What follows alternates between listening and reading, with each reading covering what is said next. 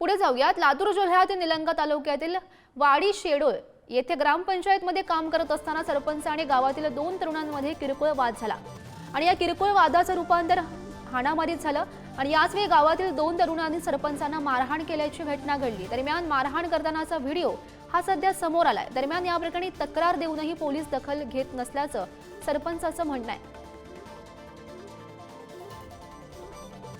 आपण ही सध्या दृश्य पाहतोय, तो व्हिडिओ पाहतोय। किरकोळ कारणावरून ही मारहाण सरपंचाला करण्यात आली। वाजिद महबूब पठाण येऊन हे ना आमच्या संघ व्हिडिओ करणं, गोंधळ करणं चालू केले। मी त्यांना पंचायतीच्या बाहेर असं करू नका म्हणून जरा बाहेर काढलं, तर माझ्या गच्च्याला धरून त्यानं आमच्या संघ दंगा करायला सुरुवात केली। मग त्याच्यानंतर मिटवामिटवी करून आम्ही पोलीस स्टेशन गेलो। पोलीस स्टेशनला गेल्यानंतर पोलीस स्टेशन काय आमचा गुन्हा घ्यायला तयार नाही।